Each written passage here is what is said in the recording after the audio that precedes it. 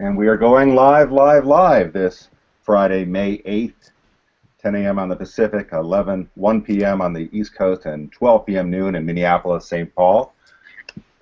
Responsible travel in the USA is our topic of the month of May. Glad you could join us.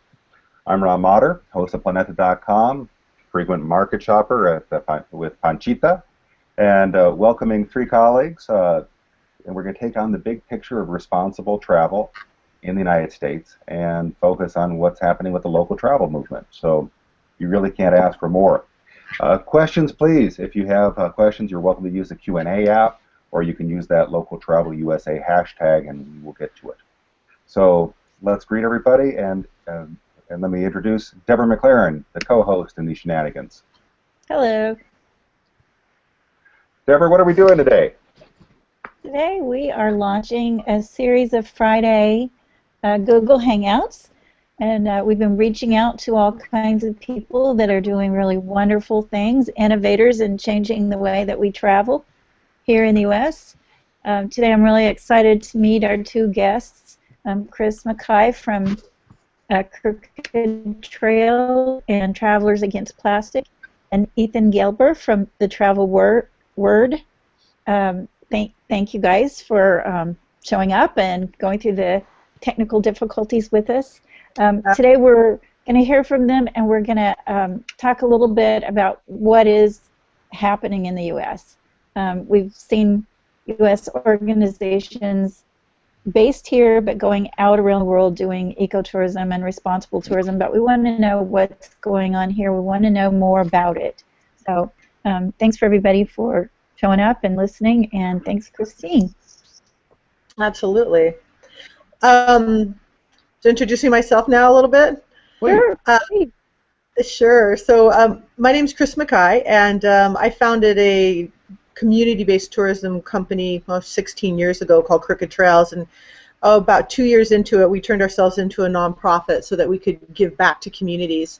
And along the route, we just saw a lot of people traveling around with plastic water bottles, but we never did. And so 2 years ago, we started Travelers Against Plastic, just trying to encourage people to think about, it's essentially thinking outside the plastic bottle.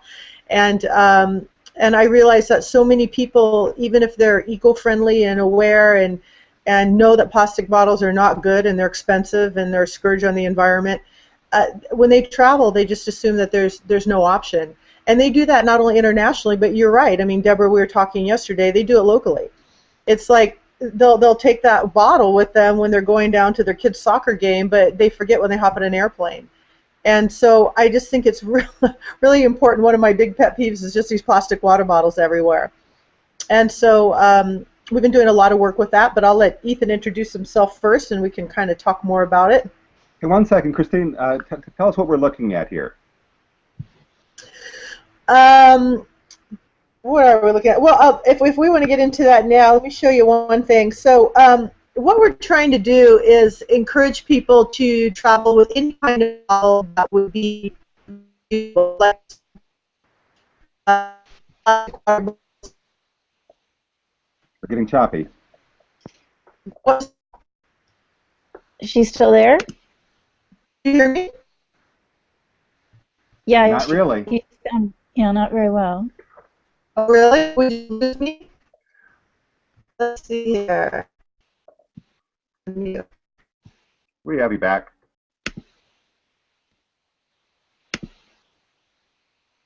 Right now, unmute yourself, Christine. Did I? Am I good? All the technology over there? We are here. Can you hear me? You must be able to hear. Responded. So, can everybody see like this one right here?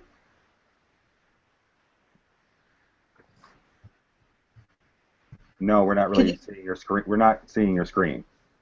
Oh, okay. Well, what I just wanted to point out was there's a huge pile of plastic water bottles that have been all put together for recycling.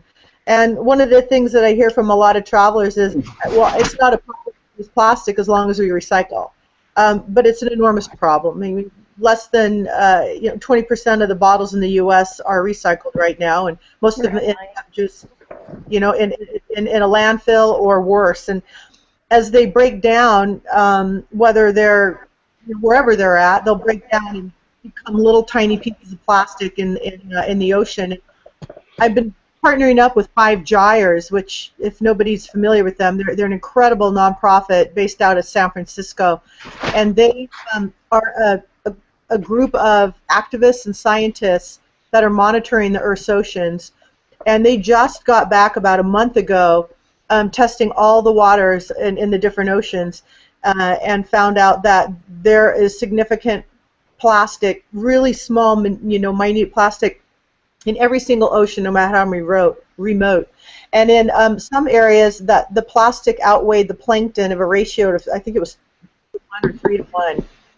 And you don't see that. You're out on a sailboat. It just looks like a beautiful, beautiful time.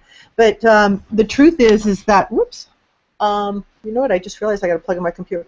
The truth is, this stuff totally degrades into tiny, tiny little pieces, and then floats around in these 5 gyres that are swirling around. An enormous, enormous problem right now. And so 5 Gyres is doing an incredible amount of work in trying to get people to understand not only about plastic water bottles, but about things like microbeads. Microbeads. Yes. And toothpaste. Oh, dang it, I knew that was going to happen. Keep going, guys. Oh. Wait, let's come back to Christine. You take care of your computer, and let's get it. Excuse me, can we get you to introduce yourself and tell us among the hats you're wearing? Sure. At the moment, I'm hat-free, but that doesn't mean they're not near at hand. My name is Ethan Gelber. For the purposes of this discussion, I have in my name tag at the bottom of the screen The Travel Word, which is a website I founded in 2008 or 9, focusing on responsible, sustainable, and local travel, which has been a passion of mine for, nigh on 20 years, long before the buzzwords, as Ron likes to say, long before the modern-day tags were established. I come from a place. Of many experiences. I long ago started a bicycle tourism business based out of Paris for English-speaking travelers in Western Europe. Moved from there to a nonprofit which focused on education and materials design using travel and cycling as an important hook. From there, I went on to travel journalism and travel writing for esteemed brands like Lonely Planet, but have gone on to many other places since then. And finished 5 years ago with a company called WHL Group, which focused on empowering local travel operators. The long way of saying that, for a very long time, whether or not I meant to, I've been focused on local experiences in travel. And by that I mean travel experiences that take you deeper into a place than the more superficial experiences or the top 10 lists that people use today. Hey, Ethan, these days, the hats I wear... One second, Ethan. Sure, that's the home page of the Travel Word. The home page of the Travel Word, which is the website that I mentioned that I founded in 2008 or 9, that focuses on responsible, sustainable, and local travel. Local voices is the tagline there. The importance being that while I was working for WHL Group and founded that website as the online mouthpiece of the company, we used local. We had something crazy like 300 local operators and 100+ destinations, many of whom had never published information about their destinations or didn't even have English as a first language. And I worked with them to source fantastic stories and beautiful information about their destinations, about which they were obviously experts, and crafted compelling content talking about experiences in their destinations as a local might perceive them, but also as a local would want them to be shared. Thus the Local Voices tag. Along the way, I also started something called the Local Travel Movement, which was an early effort to capture some of the energy around local travel. It's going back to 2010, I believe. That's lost a whole lot of steam as the attention to local travel has caused a great deal of piling on, but also a lot of loss of focus about what it means and how it can be used to empower what I consider to be the right kind of travel and tourism, or at least the experiences that people can can enjoy as a tourist or a traveler. More recently, I work with something called the New York Travel Festival, or the company that manages the New York Travel Festival, the third iteration of which just took place earlier this month, last month in late April, which focuses on a different, more millennial, younger, experiential, immersive traveler, making sure that they can understand what it is that the market offers them, but also for that same segment of the travel trade, younger, immersive, experiential, interested in learning about how they can work within the travel industry to highlight greater access to experience, the kinds of experiences we value. And most recently, I work for something called the Family Travel Association, which advocates for more family travel and easier access to information about the kinds of experiences and the services that help parents interested in traveling with their children. A lot of hats, like I said, but always driven by by the value that I place on responsibility and sustainability in travel and the value of local experiences. Okay, I have one follow-up question to the family travel. Where are they based, or what's their focus? Is it domestic? Is it international travel? Is it... Family Travel Association is, the founder and president is based in Nyack, New York, which isn't far from where I am here in New York City. But the core staff is dispersed mostly American, although the focus is international. There is a driving force for international. There's a driving force for family travel, domestic family travel in the U.S., which is not something to be ignored. But my focus, which has always been international, is also access to international markets. Beautiful. What a nice surprise. I had no idea you were doing that as well. You know, I just last week was speaking at the Oregon Tourism Conference, and I thought it was very interesting that one of the things they were trying to do was get more people involved in volunteerism in Oregon. And their thing, you know, because we're talking about domestic, their thing too was people travel outside the world to have these immersive experiences and to volunteer, but that never happens here. And I wondered, you know, Ethan, I wonder if that's something that anybody's interested in with your group, because this idea that we don't volunteer in our own communities through travel is a really interesting concept. And so that was one of the things I kind of put to them is what about, you know, this idea of immersive travel, I know how important that is to you, and it is to me as well, and to do it responsibly and to have this kind of cultural interaction. And yet it's not something we think about doing domestically and doing it sustainably. It was a really interesting conference. It was a lot of fun to talk about. And one of my points is that why don't we look at the way that we think about travel heading out, but bringing people in? I said, why do you think that, you know, you would want to go to China and have this incredible cultural experience and interaction and maybe volunteering, but that they wouldn't want to do the same thing?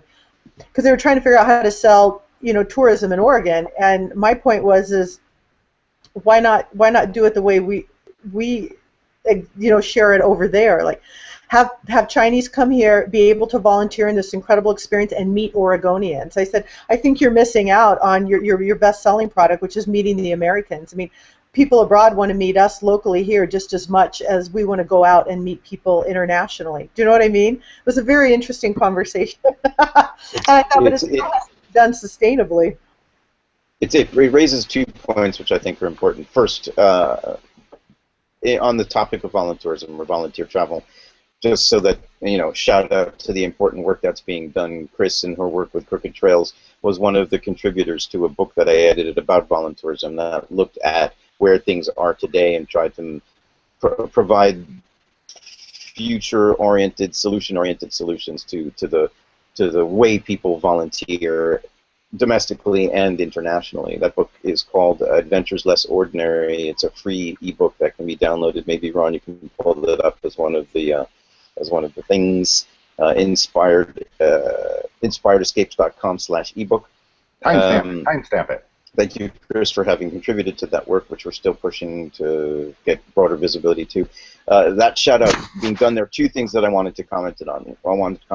First is the importance of domestic volunteering before international volunteering. Not many, but certainly some of the most ethical volunteer organizations that I've come across, certainly in the research behind Adventures Less Ordinary, but more generally, they've discovered or featured the fact that many of their volunteers, if not most of their volunteers on international experiences, are also experienced volunteers at home. Yeah. That you learn how to be a better volunteer anywhere in the world by looking for the kinds of services and organizations that feed into your own personal passions but also meet the needs of your local community. There is, somewhere mentioned in the book that we worked on together, there is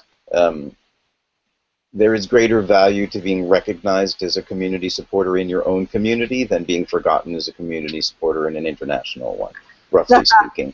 Very well said. Who said that? I just did. Ethan. Oh, he's so quotable.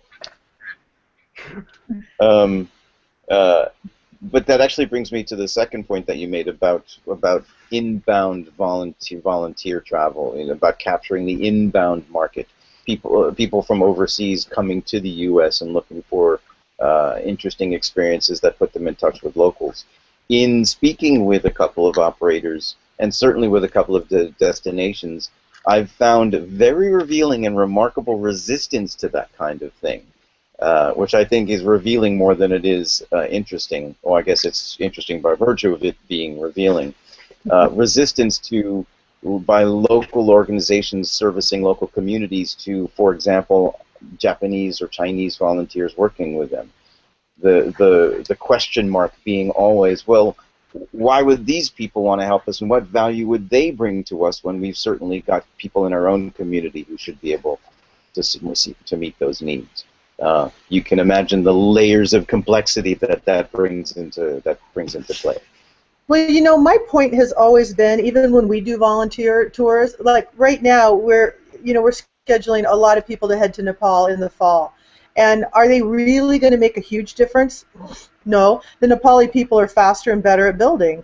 But the point isn't that. It's this cultural interaction, the joining it together to do something. For me, service is a way of people getting to know one another. It really is. And I've always felt like that trumps the actual service itself, the interaction of two people. And so when I bring these people over to Nepal, I mean, they're going to be donating finance as well in order to help rebuild, but there's going to be this connection and this understanding that happens. They'll come back absolutely transformed and aware, and the Nepali people who receive that too will go, wow, I really got the opportunity to work side by side with an American who came to help me. And there's this feeling and this understanding that happens that I think is remarkable, and to me it's what travel's all about. And so the service is a means of interaction. That's the way I look at it. It's not the act of the actual service. It's the coming together. And so to have like Chinese people come over and, I don't know, whatever, stomp grapes or a vineyard or something isn't going to be any fun unless they're stomping grapes next to an American and they get to hear that accent or whatever it is that, you know, but that's the important part. And I think that we need to focus on why we're doing the service, because to me that's the reason I'm going to set them up, right? I think that's the important thing. Hey folks, I want to thank John Williams for asking some questions, and if anyone does have a question who's watching, please post in the Q&A app and we'll get to it. And John asked, Chris, hey, many volunteers take vacation working in national trust homes and national parks in the UK. Are you saying this does not happen in the US? But I didn't hear the first part, Ron. What was about volunteering in the national parks? Exactly. Does volunteering in the national parks happen, or is that summer camps that are run by volunteers? No, I know that volunteering does happen on the state and national park level, but it's organized through them, and sometimes it's a longer period of time. I haven't actually set those up, but I know that it does happen. And it's great work, you know. It's an opportunity to get out and go camping and see our parks and give back as well. I have something to share. This brings up a memory for me. A couple years ago, I helped set up a volunteer program in India for a group here in Minnesota that does volunteers and internationally. And they told me that they were specifically lowering the focus on the volunteer service because they had too many Americans that would just focus on the service. That, they'd get up in the morning and they'd say, we got to dig, dig, dig. We got to build this, health clinic. And it was all about getting this thing accomplished. And they felt like it was impeding the real, relationships and connections that people could have been making because they were so focused, and that they felt like that was a kind of an American trait that they didn't have so much with volunteers from other countries. That would be so true. They're having to tone it down. Society. Yeah, we're the give me the shovel, how many holes can I dig kind of group. No question about that. But I think it depends on the purpose of the service. I think service is an incredible way to give back.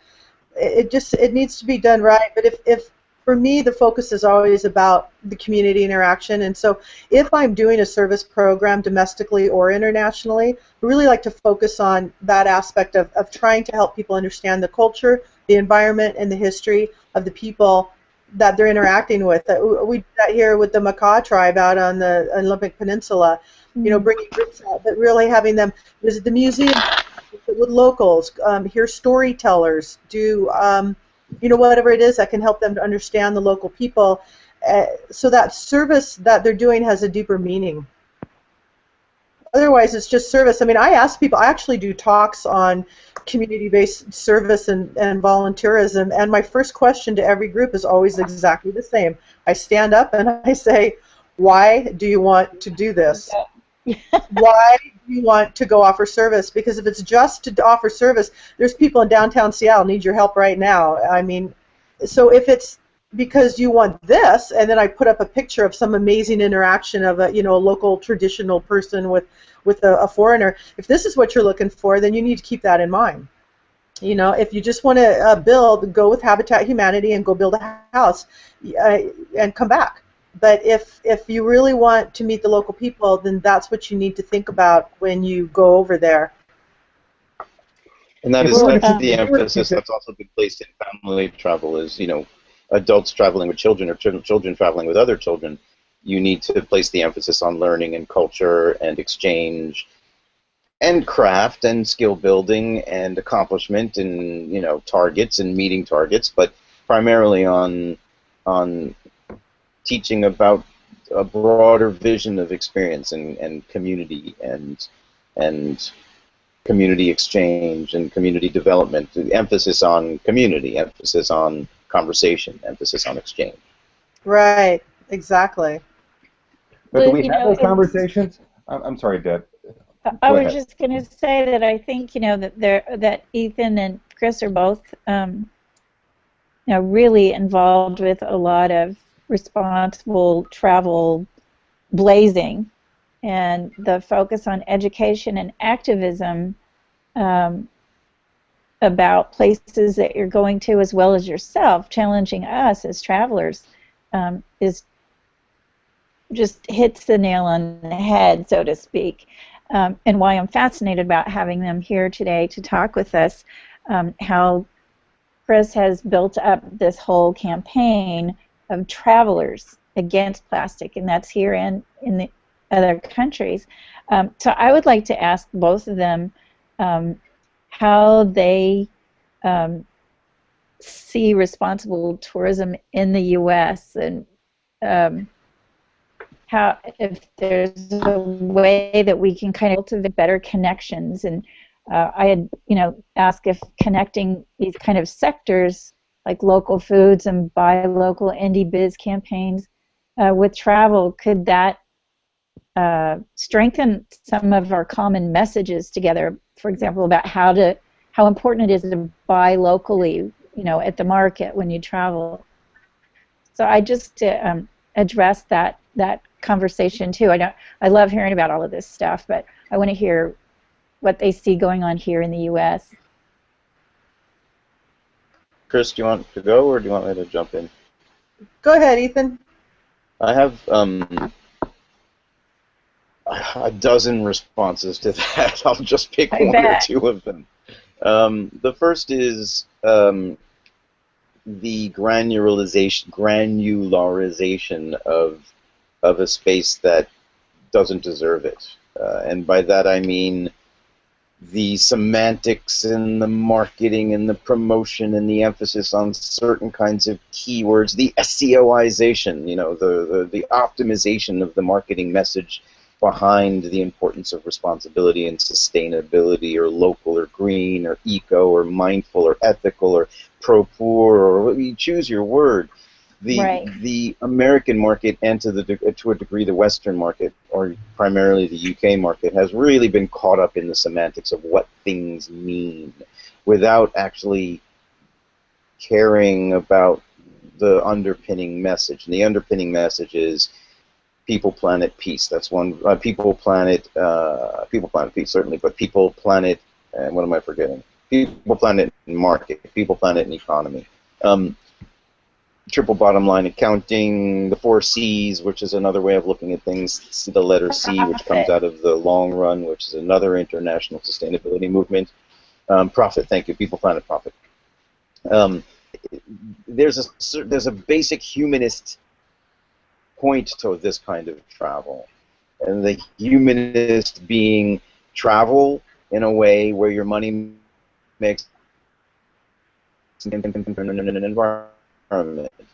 And there are lots of other ways that you can say that and see that and analyze that, but at its fundaments, at its base, there's a certain critical message that's getting lost in the words. And I think the American side of the industry, the American focus, has primarily been on ecotourism and on green tourism rather than on sustainability and responsibility. And to a certain degree, that American focus on ecotourism and green has taken offense a little bit at the rise of responsibility and sustainability coming out of Europe and the non-aligned countries, which is to say Africa and Asia and South America and all the other points where they're really hard, practical focus on how things need to be accomplished. In America, just forget about the marketing, forget about the means by which you convey your message, and just demonstrate, lead.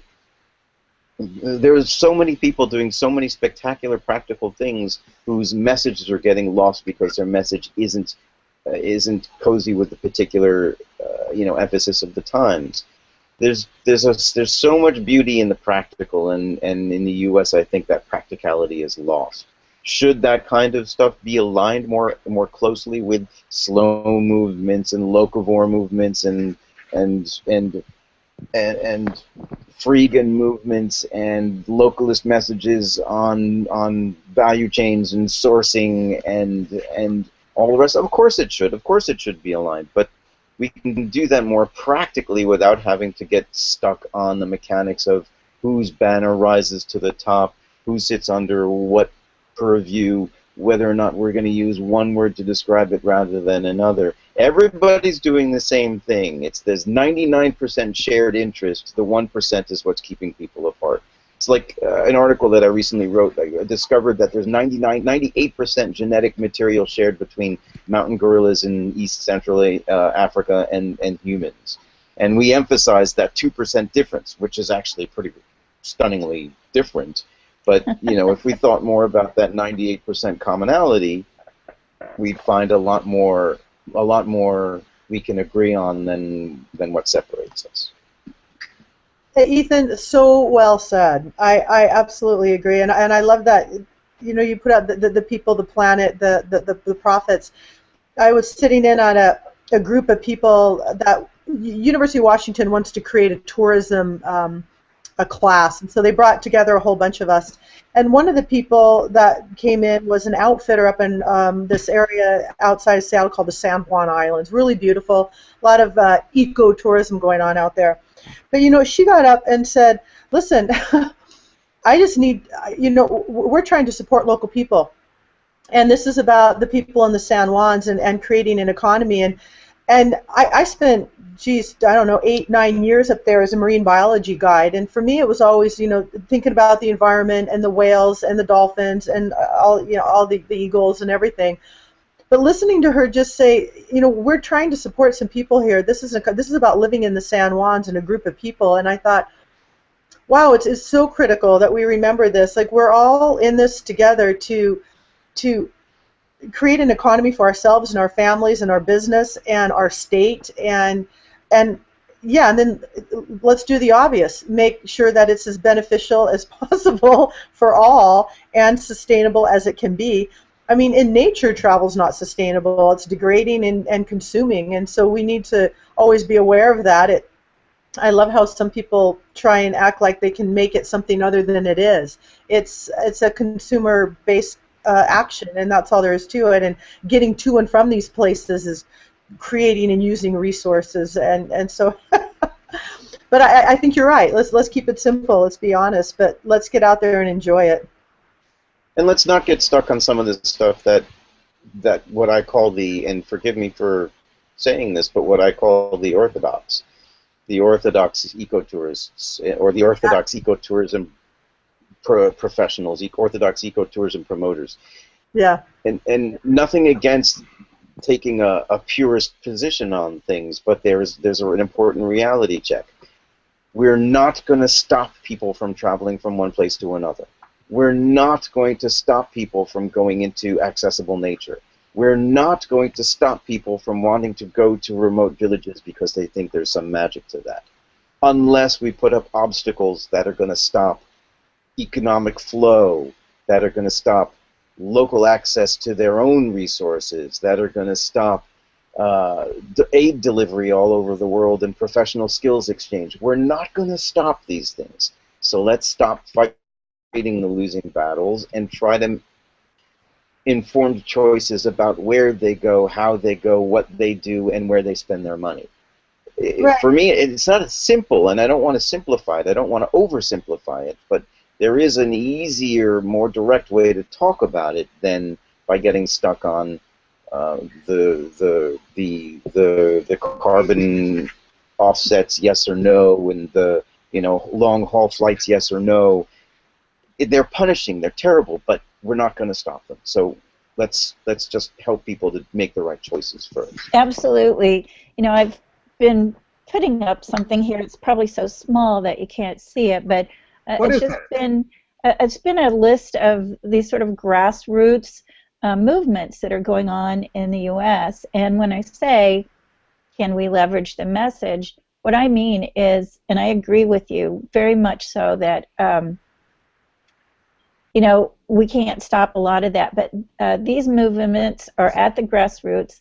They're about making better communities, eating good food that's grown locally, and supporting, restaurants that serve that. And, there's this kind of education component to these grassroots groups, and it's, about the importance of building our local economy.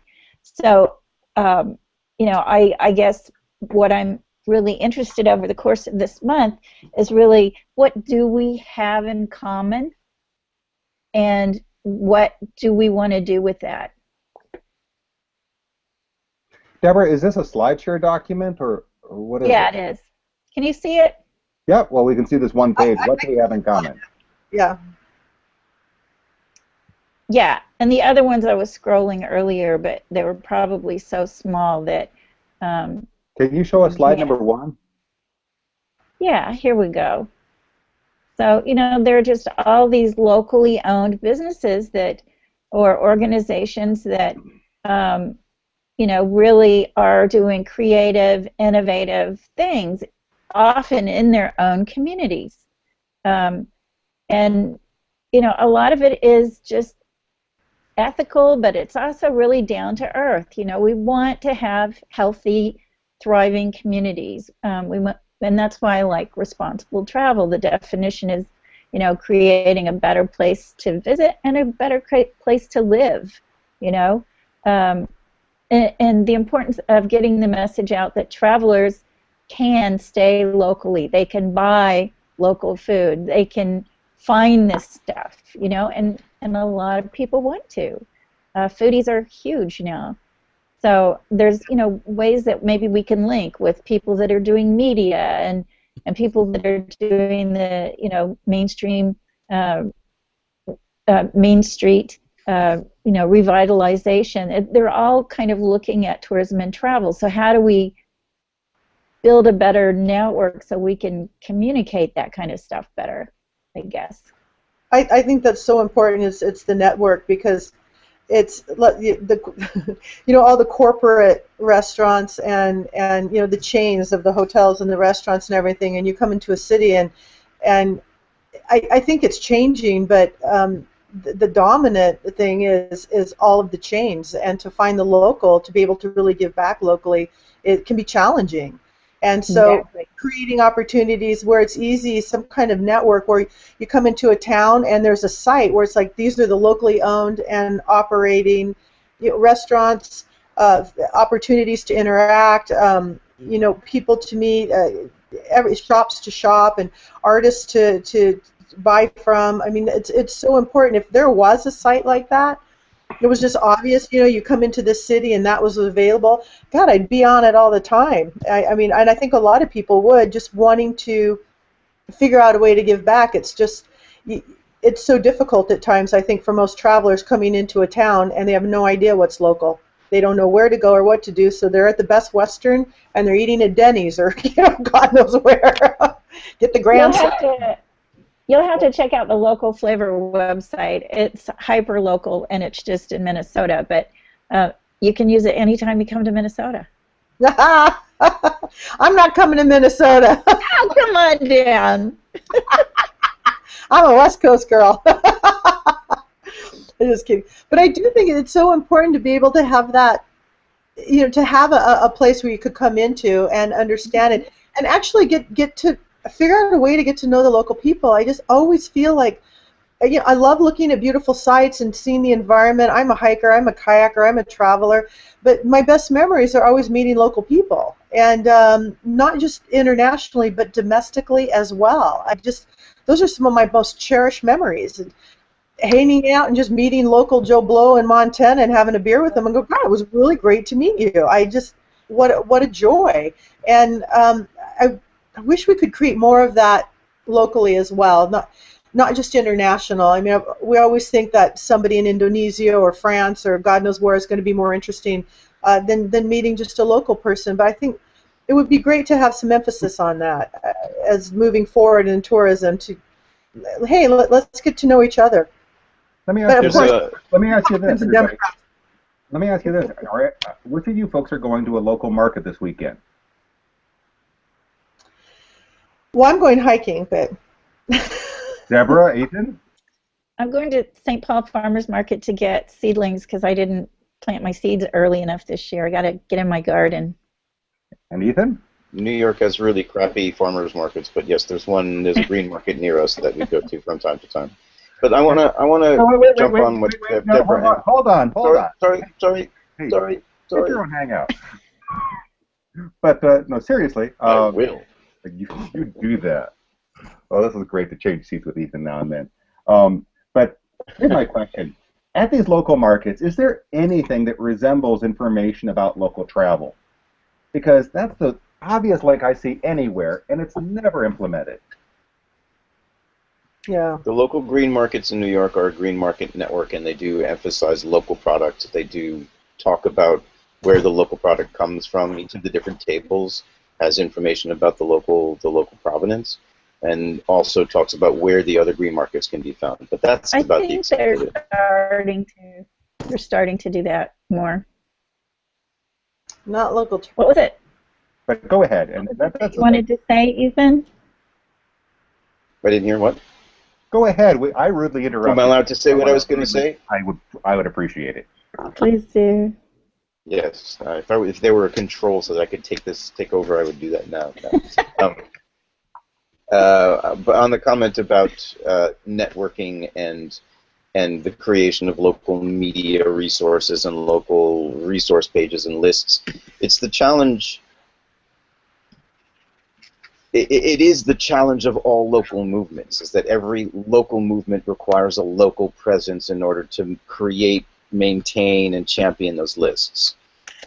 who then and under what auspices is going to take all of those local lists and create regional lists, and then to take those regional lists and create national lists, and then take those national lists and create a global list. Who or what entity is going to have the gall, quite frankly, to try to pull together all of these locally manufactured, locally motivated, locally championed lists and put it into a global context? And I use the word gall in tongue-in-cheek a little bit. The whole point of local is that it is local. The challenge of the global local movement is that it's impossible. And that's why things have been so stuck in the mud a little bit. It's a little bit the way it has a lot to do with tourism industry at odds with itself. I've heard from several people, including most recently Costas Chris from National Geographic and others, who laments that a tourism industry that sells the value of the beauty of nature and the intimacy of local culture then turns around and destroys nature and squashes local culture. There's something fundamentally wrong with the industry that sells a product it then can't sustain. And that's the challenge of local. Local is that desire to elevate the product that needs to be sustained and championed, but there isn't an infrastructure, there isn't an obvious and profitable infrastructure that would allow anyone to do that yet, or for the moment. Well, it's interesting because that's one of the things that we're attempting to do this month is to pull these different sectors together. You know, for example, I agree, you can't go hyper-local and do all of that. Nobody can do that.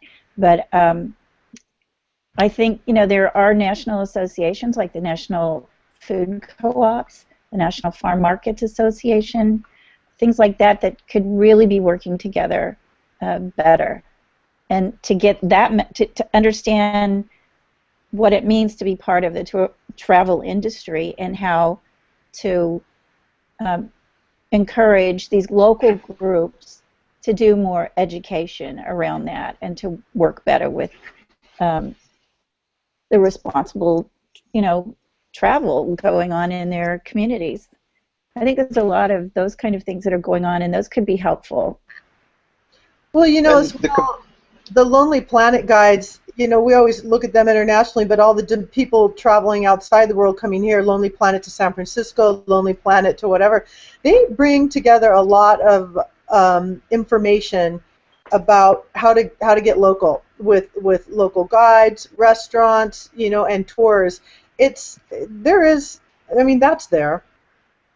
Mm-hmm. All of the guides do it, and a growing number of tourism boards do it in CVBs.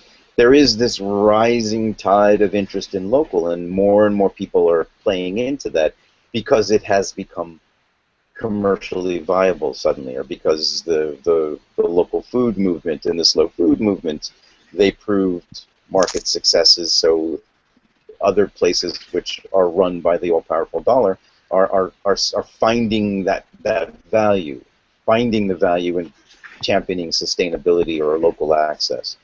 But still, tourism boards and CVBs are paid for by their members, and most local operations can't afford those memberships. So while you have tourism boards that are opening their gates and allowing for the promotion of local experiences, if you go into a CVB, you're not finding brochures about those experiences because there are certain controls that are in place. They just are not allowed to put everybody's information out there. There is the free public board, but then that's the one that's hidden behind the juice machine. There's the other stuff, which is front and center, that's in the other place. The market is coming around, but we still have a lot more browbeating to do of the people who are in power, who are hindered by their own structures. We have to learn how to get out of our own way in order for the people who are lined up behind us to move forward. One second. Thank you. One second. I want to get to a question and thank Ethan for that point. That's beautiful.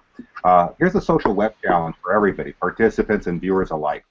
if you can, this weekend, take a photo at one of these farmers markets or one of these visitor information centers and just show us something, and something that, well, preferably something that inspires. But I'd love to see these photos of local travel in the USA in action. So there's your web challenge, and for the participants, any of the links we're mentioning, please post on the Google event page directly. And the viewers alike, and if you have questions after the Hangout, those are more than welcome. But we have a question right now, and we have to talk to our good friend Gregory Hubbs, who says, I agree with Ethan on semantics. I have to select the question. Time stamping. I agree with Ethan on semantics, but I've spent years publishing non-magnetic headlines and not getting the best info read. The databases of programs and review sites, and that is where people get their info via smartphones that now control the eyes and minds. I don't think you can fight the monopolies without a massive database of local markets, information in a user-friendly format. Responses? Say that again. Read it again, because there was a lot there. There is a lot there. But, last part, I don't think you could fight the monopolies without a massive database of local markets, info, and put in a user-friendly format. Will One Ring rule them all, or are we creating something else? I am Sauron.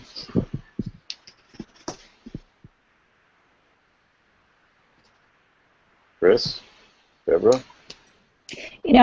That's exactly what I'm working on, is the local flavor website here in Minnesota, and I don't have a monopoly on that. I think it's a very worthwhile project because it's helpful for people and it's statewide. It covers rural areas, and it tells the best of the best where you can get all this local stuff: music, art, great venues, places to stay. And it's a challenge, but I'm very passionate about it, so that's why I'm doing it. But it certainly, I think, could be replicated in other places, and I think it's really important. I think it's almost like having a friend tell you or give you advice about, where can you find the soul of this community? Where can you get the authentic, real stuff? So I agree with Greg. I don't know how mobile, cell phone perfect the website is, but but it's a database. It will be, right? Won't it be smartphone friendly by 2035? I hope so. Yeah, but building stronger networks, I think that's what I'm trying to do here in Minnesota, and getting the word out. Hey, cafe, because you spread the love and tell other people about this other great place where you can stay down the road, this festival that's coming up, this great park you can go camping in. You become more of a destination, by spreading that local love and working together, making those connections. That's definitely happening in Seattle, no question. I mean, there's a huge emphasis on buy local and eat local, but it's because the eating's really good out here, salmon and oysters and berries and apples. But yeah, people definitely want to invest in the local community, and I think though that it seems like the group that we're talking to the most are those who, they're that 5% who are buying at Whole Foods and doing all these things anyway, right? Like that's who they really are, and they're kind of driving the movement, and the movement's driving them, and it just keeps feeding on itself. And it seems like there's these little pockets of that in cities on the coasts and maybe around the Great Lakes, and then there's this huge void, and those are the places where everyone's stuck at shopping at a mall, and I know that they're not happy there either. I think everybody is realizing what's happened in this country of just everything's the same. It doesn't matter where you go. A mall looks like a mall looks like a mall, and it's all the same chain food. And I think most people I talk to have had it, and they want the local again. And I think this drive is slowly going to expand as people become more aware and to buy local and to really want to have that experience. I think it's going to continue to grow. I think we went too far in the other direction of everything being the same, and it doesn't matter what city you're in the United States now. You wouldn't be able to tell unless there was some major landmark there. They all look the same. I think everybody's had it, and nobody wants to travel halfway across the United States to end up in a place that looks exactly like the place they left. And so I think we need to capitalize on what is it that each community has and what we have to offer, and not only in food, but in the people and the environment and the drink and whatever it is that we have. And that's what's going to help drive this, is everybody figuring out culture. Every community needs to sit down and go, what makes me proud to be from Wisconsin? What makes me proud to be from Denver? You know, and what makes a Coloradan? What makes a Californian? And start to bring that forward, and individually and as a community and as operators. What makes it so great to live in Washington? You know, we got to figure out. We got to start. One second. Just want to remind you, everybody, we are using Google Docs to create a virtual roadmap and of the connections that we're talking about today. So if you have good resources, and if you have good Facebook communities and pages, you know, please add them here to this Google Doc. Go ahead. I will a link to an article that I just wrote, which is something that I think is being discussed more, and that's about carrying capacity. Another way of talking about sustainability. My article is about carrying capacity in New York, not in a place with limited infrastructure. I'm talking about a major urban center, and how New York, as an example, but certainly any place you choose, is valuing metrics that favor mass market, which is the kind of thing that draws in the middle of the road, same old mainstream that's been marketed all across the globe for such a really long time.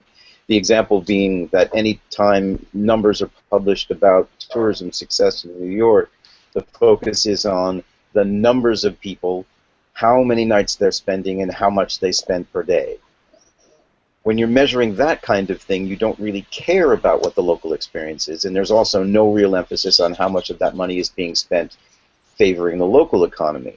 We're measuring the wrong things. Tourism boards are looking at the wrong numbers. We're putting value and emphasis in the wrong places, and that is why people are now questioning carrying capacity. How many more people wearing the same Hawaiian t-shirts and Bermuda shorts can cram into the streets of Venice, offloaded from those massive cruise liners, to the detriment of the city, a magnificent ancient city, unique in all the world? But that's just one extreme example. Every single place you can imagine has questions about carrying capacity because everybody just wants to maximize capacity. Wouldn't every place on the planet be more excited if they could get the same bang from buck based on half the number of people? And the bang needs to be measured not just in overall spend, but in local impact on the economy, and in local value imparted to the culture in terms of cultural preservation, and in trees planted by volunteers, or whatever it is, whatever measures you want, the triple bottom line measurements that people use today. We're looking at the wrong numbers. So you want to bring change, you want to foster change, you want to be part of the change. The bottom up is brilliant, and the bottom up will bring about that change. I totally agree with Chris. There is this groundswell. It is making a change, but it's going to be stopped unless we get economists and captains of industry and major politicians and their appointments in all the ministries of culture, youth, and sport and everything else to accept that we need to look at how tourism impacts locals in different ways so that we can value what's valuable and not just what's commercially viable. Thank you. Absolutely. There's very few places who are, you know, I mean, I think most communities I know of would just kill to be in the situation of Venice, right? An overflow. You know, they love to. They're crying for that kind of attention and doing anything they can, right? God forgive them. But so it's interesting because we have people who are overwhelmed with tourists, and it's degrading everything. And then there's others who are crying for it, and it's not being done right. It's this very interesting polarization there, isn't it? Hey, I want to read There's a two whole questions. cycle. One second. I want to read just two comments here. By the way, Deb, keep an eye on the Q&A. And John Williams is back, and he's just saying the local tourist office is great for visitors, but it also lets the locals know what visitors want, dislike, and appreciate. And a kind of a follow-up comment has come in from Greg Hubbs, and he's saying, great work, Deborah. Hope to work more with you. Hello, John. I was speaking of a network of local, John Williams are now chatting. I talk about decentralized communication. Great work, Deborah. I was speaking of a network of local information. In the U.S., I've known few people who go to the local tourist office nearly as much as they do in Europe. Responses? Interesting. I think Chris talked about that because the local tourist office, unless they're a small town, are pretty much dominated by the hotels and the big companies that are part of their chamber. So it's too expensive for small businesses, independent businesses, to become part of these chambers. One of the sectors that we're going to have people discussing about this month is the buy local independent business campaigns that are going on around the country. There's a group called BALLE, B-A-L-L-E, and there's another group called the American Independent Business Alliance. I am a member of that group, and those are alternative small business alliances, and they're much more than chambers because activists, you know, and they're looking at issues like these trade policies and how that affects small businesses. One of the things that appalled me about, I don't know if you guys are aware of this, but it's the U.S. Travel Association's week to celebrate National Tourism Week, and they have on their website actions that anybody can take. They're encouraging people to take. One is to pass these big trade acts. Well, that doesn't help small businesses anywhere, you know. So these alternative buy local campaigns and associations are working on that end. I would like to see them focus more on, or at least understand what role and value they have in the travel industry, and also look to them at how they have created some tremendous buy local campaigns in different cities around the country. They've been very successful. Okay. We are winding down our Hangout today. I want to thank our participants, and we're having a sterling conversation. Thanks to everybody who's asking questions. Time for some final comments. Ethan? Buy local, go local, think local, dream local, support local, be local. You know, that whole great place to live is a great place to travel into. I think Deborah said it better. Anna Pollock has said it brilliantly. Ron, I've heard you say it. Chris, I know you believe in it. All that. Thank you. Chris? Yeah, carry your own bottle. It's my big thing. TravelersAgainstPlastics.org. Sign the pledge. Do your best. If you forget your bottle, then go without water for the day. You will not forget it again. Carry your own bottle. Tap water rocks. Get rid of the plastic bottles. You know, Ethos, just today I found out from Starbucks, Ethos Water, they just decided, they had a huge place where they, you know, steal the water from the Sierras in California, and they just said today they're not going to keep their water from there anymore. They're not going to get their water from Pennsylvania and then ship it all the way back across the United States to California. How smart is that? Oh. Good ethos for their brand. Deborah, anything else? No, but I just want to say thanks, you guys. And, you know, it's really nice to have this. It's going to be on YouTube. Encourage other people to sit in on these on Fridays. And, you know, let us know. We're trying to build some outcomes here. So if there's things that we can continue to do down the road together that would make locals stronger, let's keep in touch. Keep the conversations going. Thank you, Ron, for thank you. Thanks, Ron. all the technology. Hey, this conversation just beginning. Thank you, everybody, for watching, and we'll be doing another Hangout next Friday. Thanks, everyone. Thank you, guys.